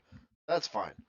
But when you introduce the episode 3 minutes before the episode ends, uh, kick the title card back a little bit. Like, Yeah.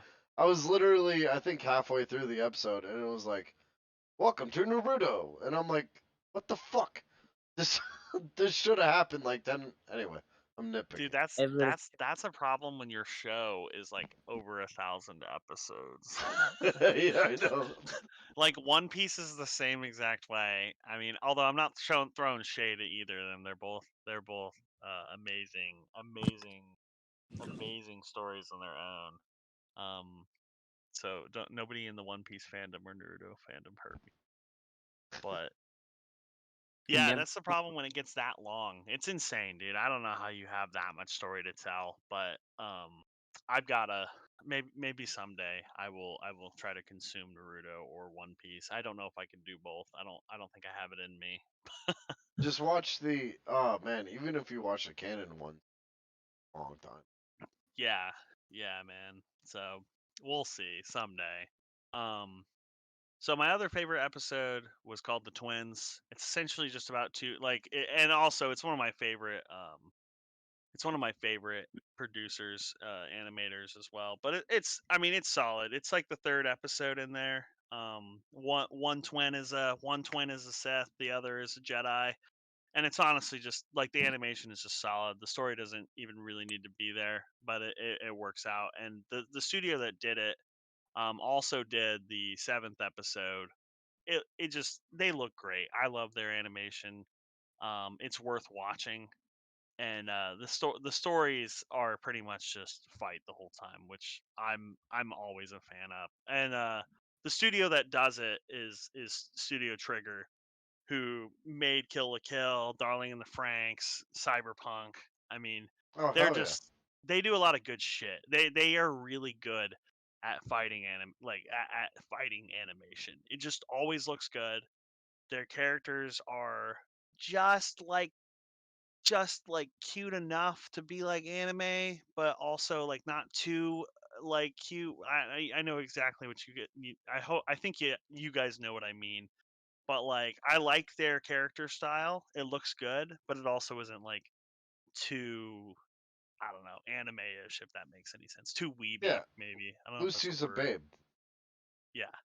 You know, Except she's like also evil, so I mean, she's I not know, evil, but just yeah. attracts me more to her. Like I just love her even more for that. So Yeah. Wait, have you finished Cyberpunk yet? no, I'm at the part where he's trying to get into Lucy's pants. Oh, What? okay. Yeah, man. My sister finally finished it, and she wants to cry every time she hears the song now. So, the the last episode that I actually enjoyed was it was the last episode of the first season, and it essentially was like it was very old school.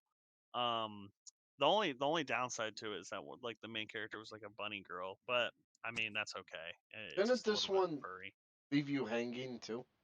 Yeah, it did. Yeah, I remember finishing this and be like, I want more. I like this one. This is probably my favorite episode. Yeah. Because I was like, I want to. What's the continuation? What happens next?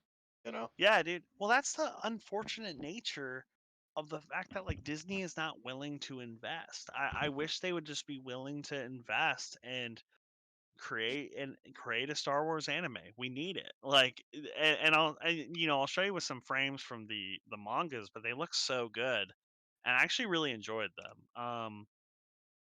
So the second episode in the first season was the biggest fucking kick in the nuts I've ever felt in my life. You know how hyped I was to hear, oh, we're getting Star Wars anime. And then they pulled this shit out after they literally did the first episode, The Duel. Like the Duel was amazing. And then I was like, what the fuck is this? And it's these stupid ass kids in a band, and honestly, I was just blown away. I could not imagine that. I was like, why would you waste money on this? Like, why is Star Wars like Disney is just throwing money away? Nobody wants this. you I'm sure no kids will have even watched this episode. you know what happened? I can What tell do you you think? exactly what happened. I was surfing the net the other day, right? And they brought to my attention that Tears of the Kingdom already had a copycat game.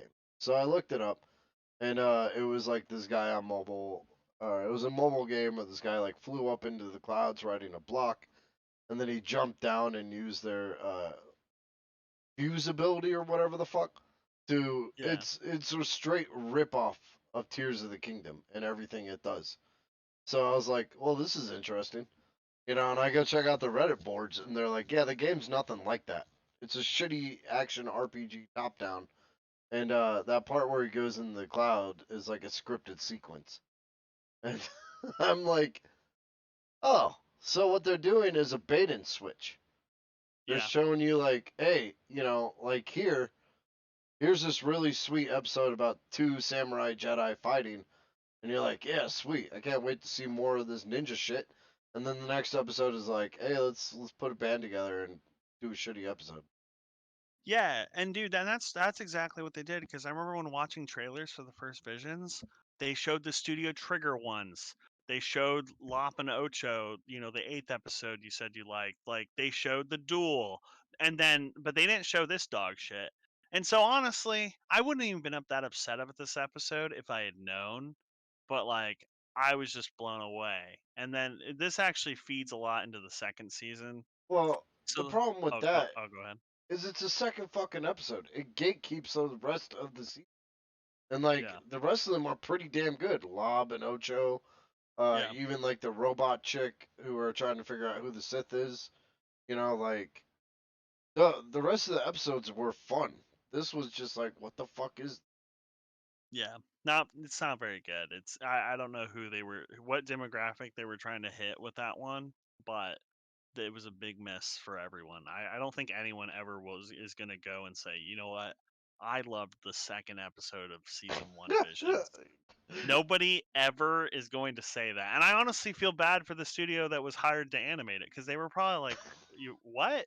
You're giving everyone else these dope ass fights, and we get to animate these chumps?" Like, so just don't even watch it. Skip it. If you want to watch season 1, watch episode 1, episode 3, episode 7, and episode 8, and just skip the rest.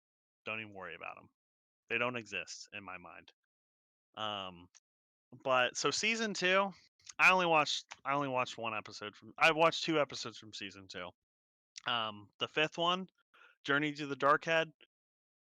It's done by Studio Mir, who did like Voltron, Dota Dragon Blood, Legend of Korra, Witcher, Nightmare of the Wolf, and like it's actually animated really well. Has a good story, flows through. Like, I love the style. And sadly, like, so here's the other animes at the studio. But the sad thing about it, man, is like every other episode in this season is done in like a CGI cartoony style, like Western animation style, like, you know, film, which isn't bad, but like the whole point of Visions was supposed to be like, yo, this is anime. Um, and they just, with the second season, they just said, oh, you know what, fuck that. We're just gonna go ahead and we're gonna hire a bunch of weird, visual style and just say, yeah, this is it. And so like it's not good. I don't know. Go check them out, but it looks like they like I think 2 of the episodes literally look stop motion, and I'm like, okay, that's like kind of neat, I guess, but like that's not that's not what the first season was. So it's just kind of, I don't know. It's very bait and switch, as you said it earlier. Is like the first season had a lot of anime. Now the second season gives you like 2 episodes with it. So I'm gonna watch it, and I'll let you know what I think. yeah, let's talk about it next podcast, because I'll definitely want to hear what you think about it. Um, but yeah.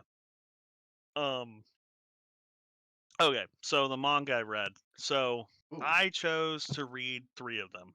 Now there is so their series, their overarching, like their canon manga series done by Viz, who the producer does like like produces a whole bunch of different mangas like Jujutsu Kaisen, uh, Chainsaw Man, Claymore, My Hero. Like they are like the main manga creator.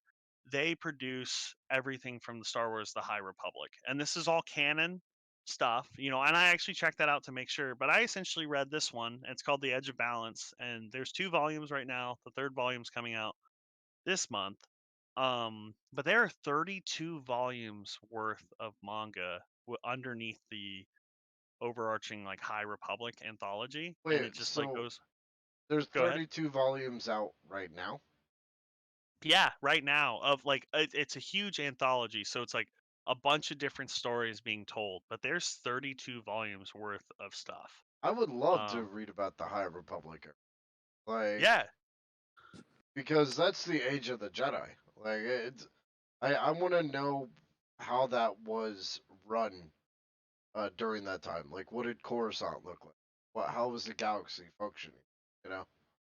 yeah. Well, and the art is great in this one specifically. I like a lot of them other ones looked good. I kept it small though because I didn't want to like just like read a ton. I think I read over like 1,000 pages worth of stuff over just the last weekend. Um, but the Edge of Balance was really good, and I love the art. Like it looks good. It's definitely your like manga style art. And then the 3rd volume is actually going to be about this Jedi Wookiee. Um, he's a master in like the 1st volume and the 2nd volume, but the 3rd volume is supposedly going to be about him as a Padawan, so that's going to be interesting. Um, but like it looks really good, and I pulled this out just because I was like, these are basically murder porgs. So I just, as soon as I saw them, I kind of laughed. Where do I But see I this actually, at? Like, how do I get this? This looks sick as shit. Yeah, honestly, dude, you can just type read and then whatever, and then you will find a link that has them all. But all the stuff is available to buy on Amazon. I think like the volumes are worth like $10. You could probably even find them at your local comic shop. How many pages Um, in a volume? uh, I think the first volume was 160 pages, and the second volume was 160 pages. So it's So chunky. yeah, it's not it's I think it took me about 30 minutes, 45 minutes to read through them, and like if I would reread it. It was really good. I thought the story was good. I was actually very highly invested. I'm looking forward to volume 3. And I tried to look up a date, but they don't have a date yet, but it's supposedly going to drop this month. So I'm hyped. But yeah, it looks good. Any questions on it at all?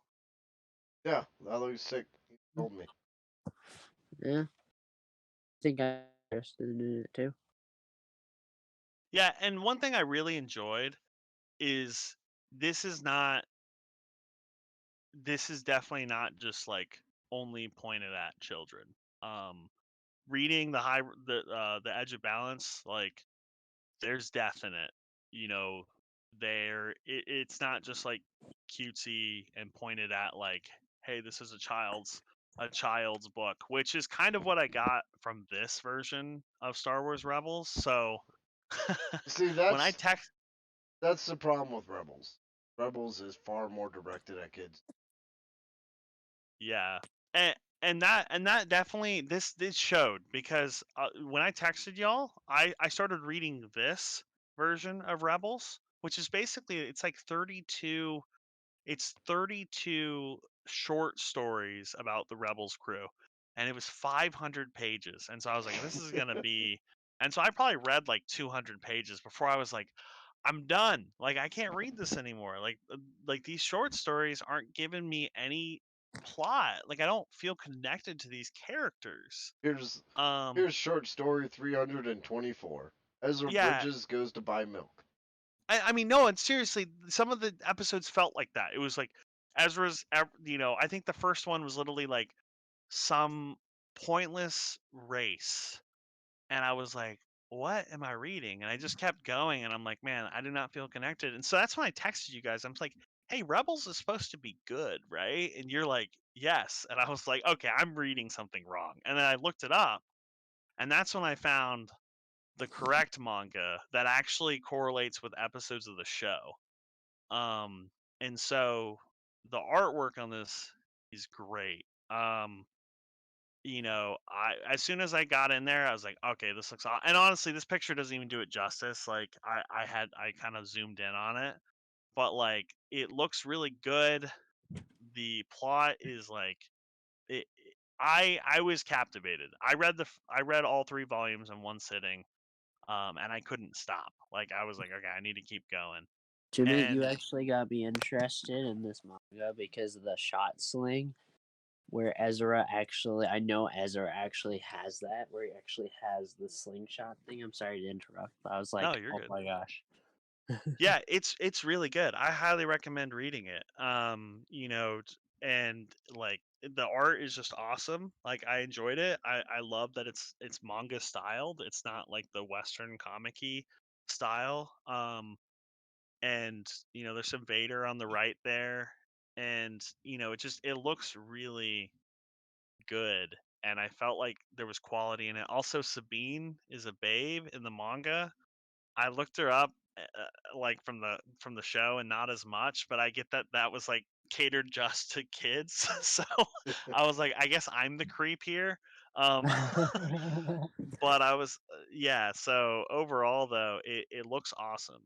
They do a really good job. The story is awesome. You know, And, oh, go ahead.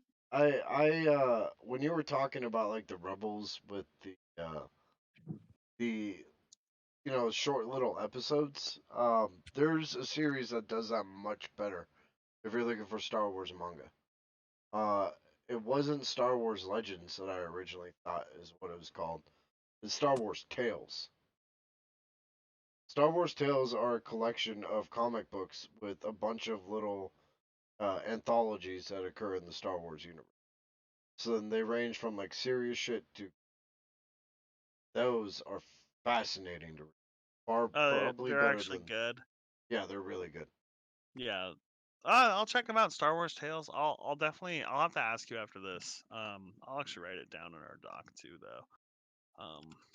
Sorry But about that. I didn't mean to jump no, in I here. appreciate it. I'm happy. More content's always good. But yeah, I mean, just it was a great read. I went ahead and pulled these two just because I thought it was also great to like see these characters in like a manga style as well. Although Yoda just kind of looks like Yoda still, I thought that was pretty funny. It's because But Yoda is just like a beast with the sugar and yeast in whatever style he's in. so one thing that actually really was interesting about this though is the High Republic. Those were all done in comic reading. So like for what I mean by that is like it was obviously meant to be read like left to right and it was like comic book style. The weird thing about the Rebels manga is that it would be read in manga style, like right to left essentially, but sometimes they'd almost fuck it up, and I'd be like, "This doesn't make sense being read right to left. Like, what's going on?" I'd read it left to right, and like, okay. But then I would get confused. So there was a couple times where I got confused. I'm like, "Am I even reading this correctly?" Um, but I don't know. I guess that happens when you mix Western media with like the Eastern style. So yeah, but it looks great. I loved it. Definitely definitely worth checking out. And so that's what I was gonna say. So the people who do the fifth episode in uh Visions, give them the fucking contract to like make this an anime. Like it would have been amazing. Like I would have been sold. So I would really love to see Disney be like, yeah, let's go ahead and give our IP over to the studio. I guess I don't know. Do you think it's because Disney wants to own it? Like they don't want to like give it out for a show like that? No, what I think it is and this is like actual verifiable fact that I've kind of like been observing since essentially the prequels and maybe even before that, but Star Wars the creators of Star Wars, what they're ultimately trying to do with like stories that they tell is just shit all over them and then throw them into like a dumpster and light a fire and throw gasoline on that and then just like kick that down into a cesspool filled with gasoline and make that fucking explode. Because what you're proposing, Jordan, is an actual good idea in the Star Wars universe, and I highly doubt they'll take that. Yeah. It's unfortunate cuz Freaking Disney. I loved reading this, and it breaks my heart to know like they're not gonna make any more of the manga Rebels. Like that's supposedly it. They were like, "Well, we got what we wanted out of this," and so they're not gonna make more. So who knows? But I am very happy about the High Republic series with Viz. I'm gonna read more of those, and I'll probably bring them back for the in the next couple podcasts and I'll recommend them as we go. But yeah, the last one though, a lot of people recommended this, but it kind of felt like I was reading like almost like fan art, but it like they sell these, but it's called The Lost Stars, and it was essentially like Romeo and Juliet, but with two imperial like um they're for not imperial, they're for the Empire. They're both two fighter pilots, and they go through school together, and they're like the top of their class, and then the one on the right like decides he wants to be a rebel instead. Like he sees how the Empire treats everybody and is like, we're the bad guys, oh shit. It was interesting. Um i it i guess it was a book, and then somebody decided I don't know if somebody decided or if Disney said we're gonna pay someone to make this into a manga. But I don't know. It was pretty. I wouldn't pay money for it, but if you find it online and read it, it was definitely an interesting read, and it kind of shed a little bit more light on like people in the empire and kind of how they see it, right? Like they don't necessarily see themselves as the bad guy. They're kind of indoctrinated. Um, so Yeah, it was interesting. it sounds like the Notebook meets Star Wars. So at the end, he could be like, "It was always you." Even when we were slaughtering all those Ewoks and enslaving all those Wookiees, always been you. Like, well, and there's a little bit of that because she doesn't leave. So it's like she's still in. Like they actually, and I think she's actually. I won't ruin any story in case anybody listening actually wants to read this, but I did enjoy this though. This is the Death Star hitting a planet. Um, and That I the was like, people about to die on the planet? yes, yes. And I was like, this is fucking brutal. And that's what I thought that they did a really good job with is they definitely pulled on your heartstrings. Like they were like they just showed how fucked up like the Empire would do things to people. Like they showed there was on one planet they actually showed this like sentient lizard people that they locked up and like Thane Kyrell, that's the guy, he like how bad he felt. He's like, these are like sentient people and we're just like we're locking them up and the other officers were like just don't look, like just don't even acknowledge it, otherwise it's too painful to even think about, just do your job. My um friend actually was looking at the slides while I was doing, like, I was trying to do the transition thing, and he's like, "What is happening on the photo? Are they glassing the planet?" and they're blowing it up, yeah. So I thought that was really good and so I wanted to include that in there. But yeah, so that is the end of the anime section, guys. Oh yeah, we did it. Phew. The first Yeah, annual Star Wars Mayhem episode. We have done it. the first we're gonna have to do a second. Every year. Oh on man, Star Wars no, no, that's actually good. I will have read all of the High Republic before the next one. Hold me to it, guys. Okay. like just Jordan, you're cram gonna have them to all read in a the High weekend again. Republic. Like, Jordan, you've had 12 months to read this. Yeah, I will read all 32 volumes in one weekend. No, you should do it in a day. Dude, I can't, like, it's funny. So I actually don't like to read like books.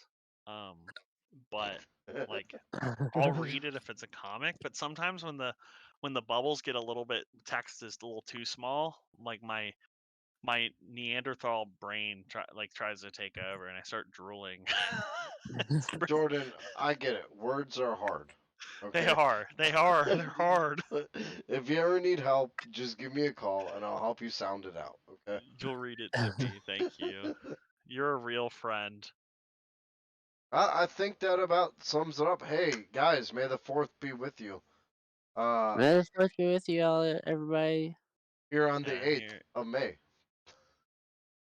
here the GIF moves. Oh, it stops immediately after I get to it. Yeah. I swear it worked before this. I'm sorry. That's our amazing May the 4th be with you gift. Oh, if you leave it moves slightly. Yeah. There you go. Uh, Just flip it back and forth. Do you want to do the shout outs? Let's see. So shout outs today. We have a Twitch mod on. That is OGT Nasty. OGT Nasty. Guys, go give him a follow on Twitch. The guy is dope as fuck. Also a shout out to John Zara for allowing us to use Old Lang Syne to end the episode. You guys have any shout outs you want to do? No, I think I'm good. I mean, I could shout out George. He's not on now, but Tall. You might see him pop up occasionally. He didn't pop up today, but he's definitely a fun person to go see. That's called TBM 360, right? Yep. Guys, go give him a follow as well, even though it says API error. Next time he's on, we'll make sure he gets a shout out. Yeah. I think that's about it then. Cool. May the 4th be with you all. My name May the is fourth be over. my name is Kenny Crook Irish Kirby, and I will catch you next week with the Crook and Murder, and next month on the Stone Gauntlet, where we will be talking about Tears of the Kingdom. May the 4th be with you all.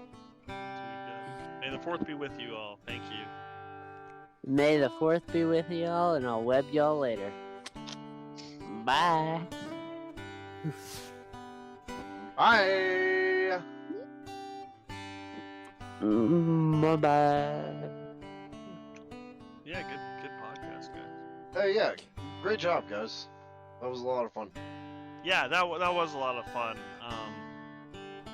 Man, I was sweating, dude, that I did not have enough content.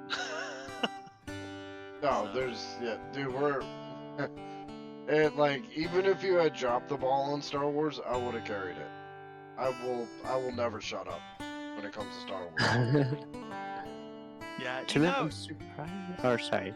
Oh no, I was just gonna say it's kind of funny. I've been in a Star Wars drought. I haven't been as excited lately, like over the last year or so, about anything Star Wars related. But I'm kind of happy that we did this episode because, like, I'm pretty hyped now for Rebels. Like those three volumes and the Edge of Balance. I'm like, okay, Star Wars